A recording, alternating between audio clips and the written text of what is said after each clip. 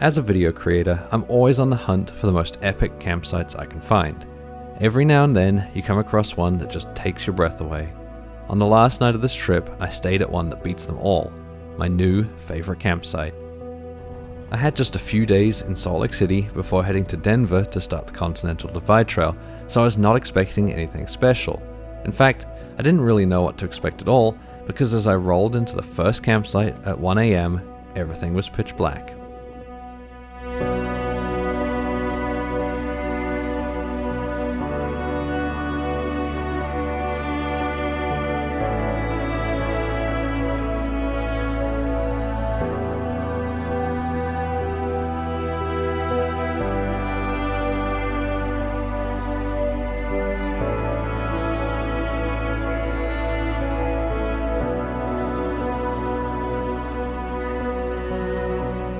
Last night I joined Braxton from TrailspinTV in his Cherokee over there, and Jeremiah and Renee from Overland Pioneers in their Gladiator, and we're about 2-3 miles from the Bonneville Salt Flats, so today we're going to head over there and play around.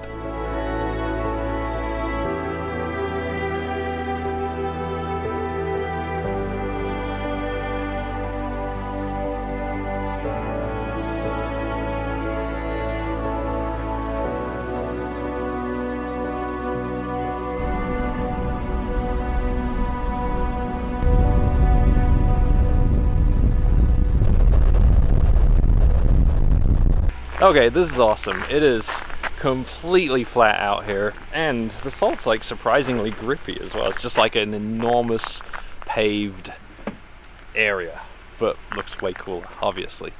So we're gonna get set up, we're gonna get the drones out, and I think I'm gonna go and I'm gonna see how fast I can get the Toyota. All right, let's see how fast this Toyota can go. I'm gonna do a wheel spin, you ready?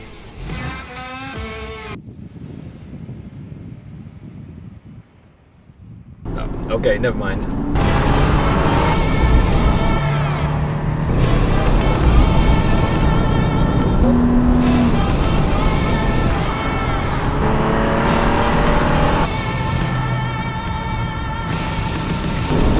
$56, $57, $58, $59, $60. There we go. I think that's about all she's got.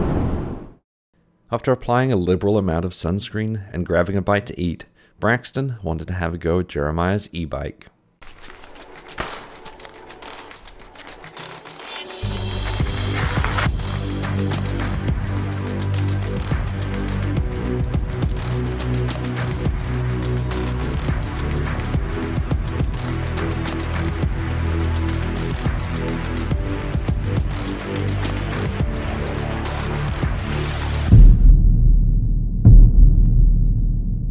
The salt is not very good for Toyotas, and actually after we're done, all that's left is this. Guess I'm walking. From the Salt Flats, we took the interstate east towards Salt Lake City, where we'd be getting set up for the Outside Adventure Expo with Red Arc. A short distance from the road is Lone Rock, a spot that Jeremiah had found for us to camp for the night.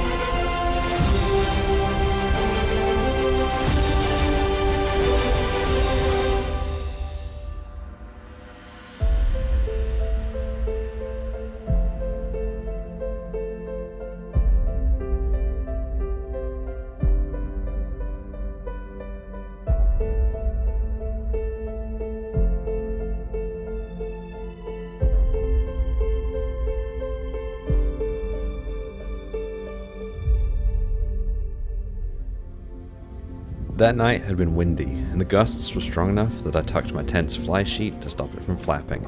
As it got light, I saw why. There was a long line of storms approaching, and just as we left, the rain began.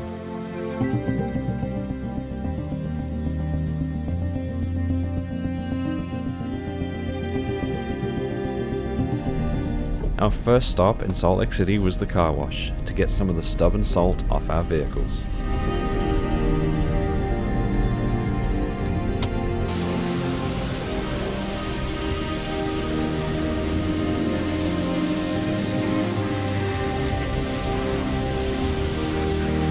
This stuff gets everywhere, and the funny thing is it looks so much like snow. I keep thinking it's just gonna melt, but no, it's gonna sit there until I clean it out.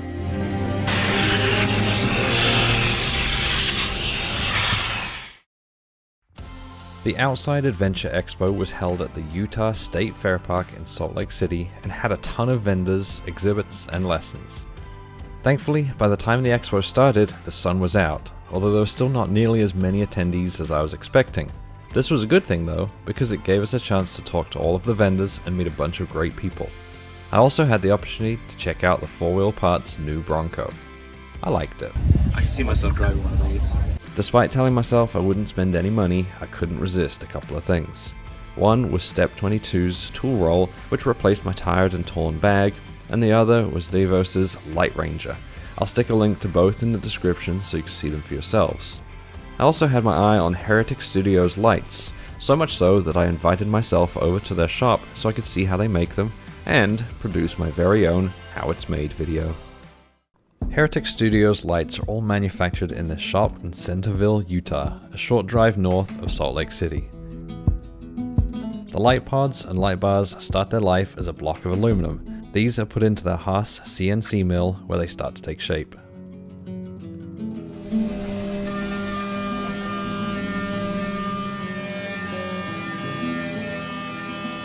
Once the milling process is over, the bars are removed and inspected. Any burrs or imperfections are removed by hand.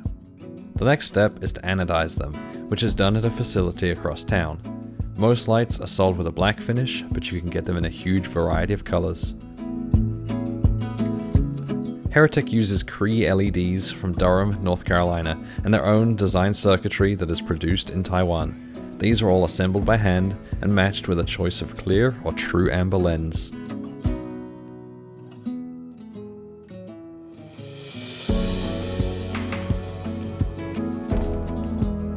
Every single light is then tested before being boxed up and shipped off to the customer.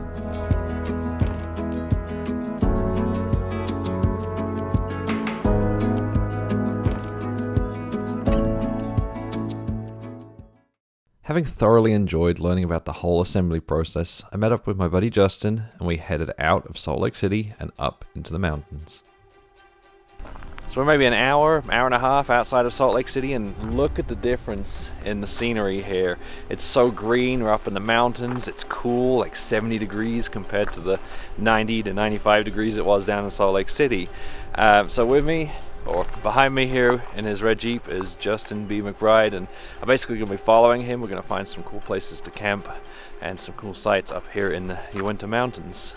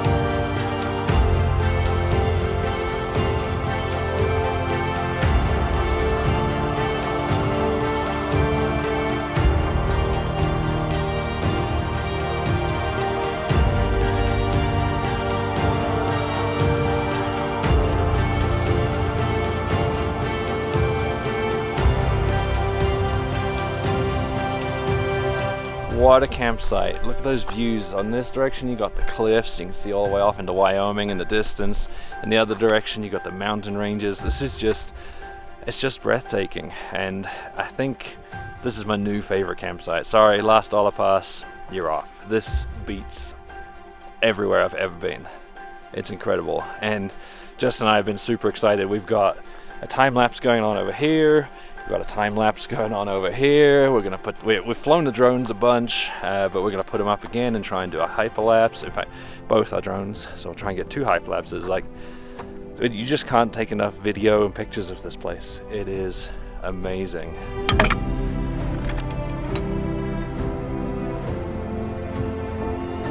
There's a little walk.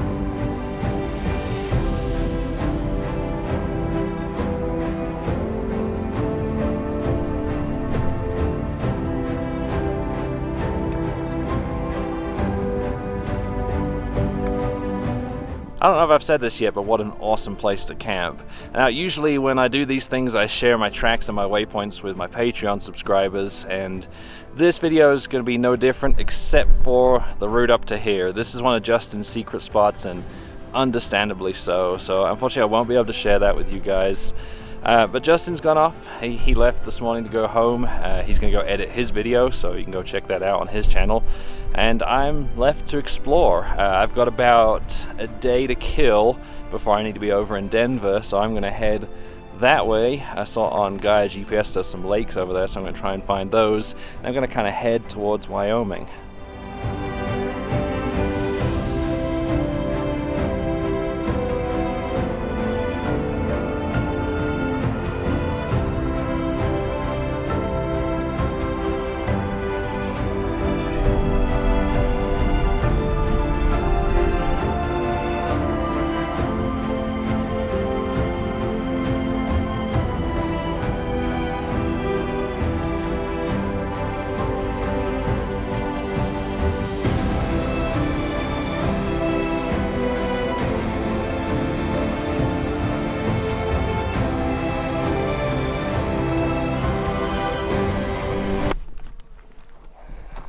Chores of filming by yourself. If you don't use the drone, you're constantly walking backwards and forwards. And at 10,000 feet, it gets a little tiring. I just got back onto the Utah Traverse, and I was looking at Gaia, and I noticed there's a road off to the right that goes up to the very top of a mountain called Iron Mine Mountain, which sounded cool to me, so I'm gonna head up there.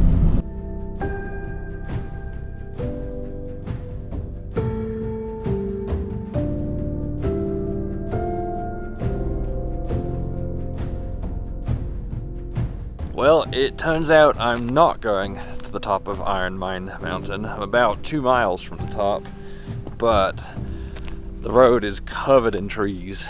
There's 1 or 2 there, which if it was just 1 or 2, I'd get the chainsaw out and start cutting. But there's another one here, the one just beyond it, and looking further up the trail, if I spin the camera around, you'll see there's a whole bunch more. Well, hey, look what I just found underneath one of the trees. So I guess this trail has officially been closed, not just because of trees. So I guess I should have checked my maps a little closer.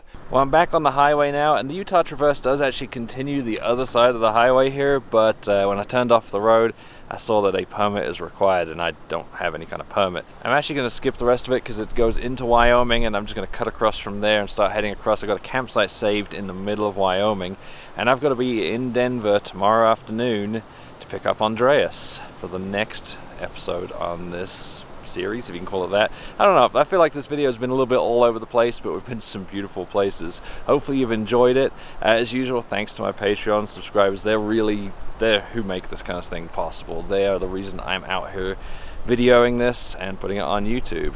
Thanks for watching.